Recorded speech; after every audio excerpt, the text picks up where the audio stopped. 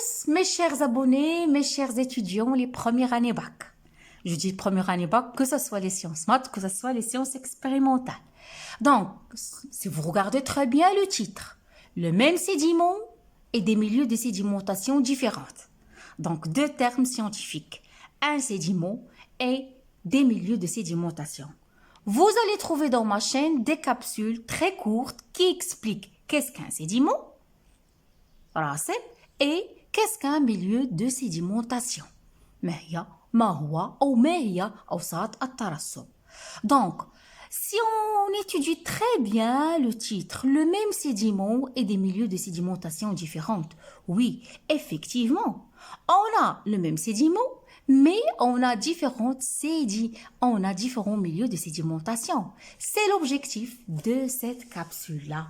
On va définir tout d'abord un petit rappel, qu'est-ce qu'un sédiment, et aussi tous ensemble, à travers l'analyse de plusieurs documents, on va déterminer les caractères ou bien les caractéristiques d'un sédiment en montagne, les caractères des sédiments au bord d'une rivière ou bien d'un fleuve, et les caractères des sédiments dans les dunes désertiques.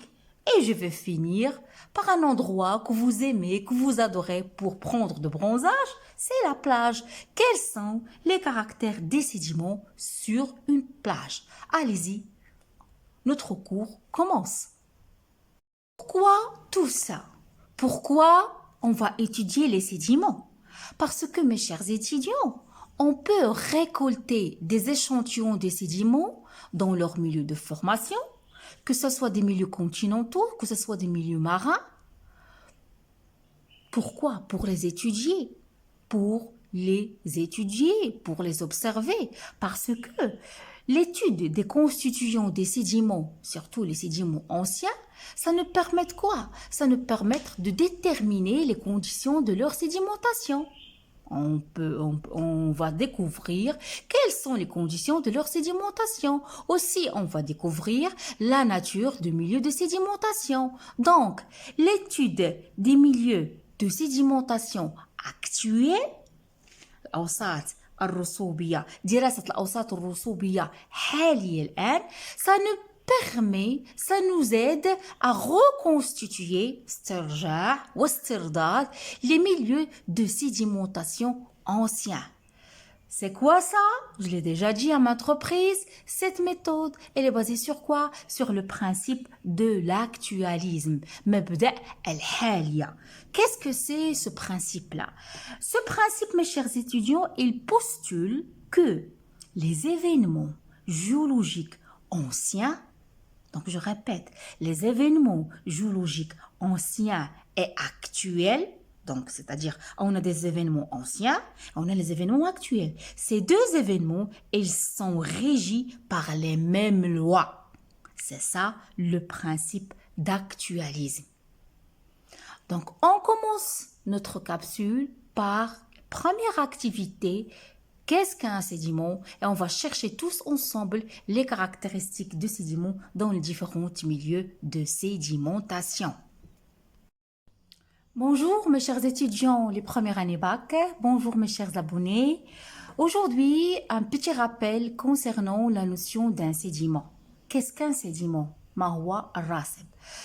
Un sédiment, mes chers étudiants, c'est un ensemble constitué de particules plus ou moins grosses, ou de matières précipitées ayant séparément subi un certain transport. Donc, retenez mes chers étudiants, un sédiment, c'est un ensemble de particules de différentes tailles, petites, moyennes, grandes, ou bien de matières précipitées ayant subi séparément un certain transport. Comme je peux le définir, parce que le mot sédiment, le mot sédimentation, donc je peux aussi donner une autre définition. Un sédiment, c'est un dépôt. Oui, c'est un dépôt meuble. C'est un dépôt meuble laissé par les eaux. Parce que quand est-ce qu'on a la sédimentation? Quand est-ce? C'est lorsque la vitesse du facteur du transport, s'il s'agit de l'eau, facteur hydraulique, ou bien s'il s'agit du vent, facteur ionien, si la vitesse de l'eau, si la vitesse du vent diminue, s'affaiblit, c'est à ce moment-là qu'il y aura la sédimentation. C'est à ce moment-là qu'il y aura le dépôt. D'où le nom. Un sédiment, c'est un dépôt meuble laissé par les eaux, par le vent ou bien d'autres, d'autres agents de transport. De quoi il se compose? Il se compose, comme vous voyez sur ma photo, voilà les sédiments. Il se compose de différentes particules, qui sont de différentes tailles. D'où ils viennent ces particules? Ils viennent de l'érosion, de l'altération d'une roche antérieure, c'est-à-dire de la roche mère. Donc voilà les différents types de sédiments. On peut y avoir les blocs, les galets aux cailloux, le gravillon, le sable grossier, le sablon, le limon et l'argile. Donc, si vous voyez ce tableau-là, il a été réalisé par le chercheur Cailloux, un géologue, qui a subdivisé les constituants des sédiments détritiques selon un critère, notez bien, je l'ai coloré ici en vert, selon leur diamètre. C'est-à-dire que les sédiments, on les classe selon leur taille, selon leur diamètre et selon cette classification, le chercheur, le géologue, il a pu élaborer une échelle de classification des sédiments.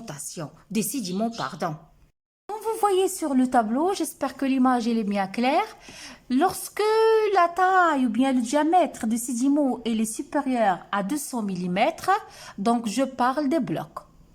Lorsque la taille est comprise entre 200 mm et 20 mm, ce sont les galets ou bien les cailloux, comme vous voyez sur la photo.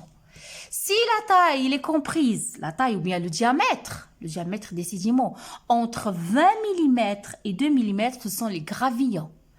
Lorsqu'on a des dimensions allant de 2 mm à 200 micromètres, c'est le sable grossier.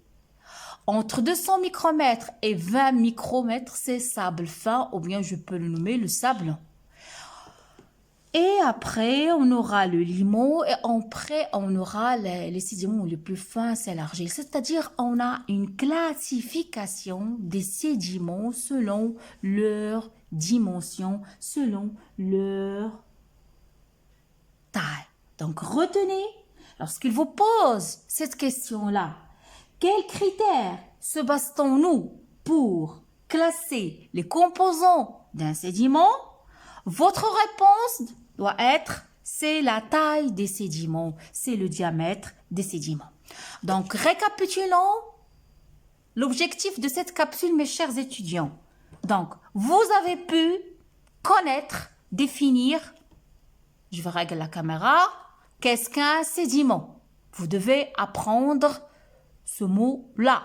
Sédiment, sédimentation, rasib, atarasob. C'est quoi un sédiment? C'est un dépôt qui est meuble, qui est laissé par les eaux, par le vent, par d'autres agents de transport. Il se compose de quoi? De particules. Oui, il se compose de particules de différentes tailles. Il se compose de particules de différentes tailles. D'où il vient ces particules? Il provient de l'altération, de l'érosion d'une roche préexistante, d'une roche mère. On peut classer les constituants des sédiments détritiques selon quels critères? Retenez bien, mes chers étudiants, selon le critère de la taille, selon le critère de diamètre. On aura les blocs, les galets ou bien les cailloux, les gravillons, le sable grossier, sable fin au sablon, le limon et l'argile. Ma capsule touche à sa fin, J'espère que ces notions-là sont gravées à jamais dans vos têtes. Je vous donne rendez-vous à une autre capsule. Abonnez-vous à ma chaîne. Laissez-moi beaucoup de pouces bleus et des commentaires. Je vous adore.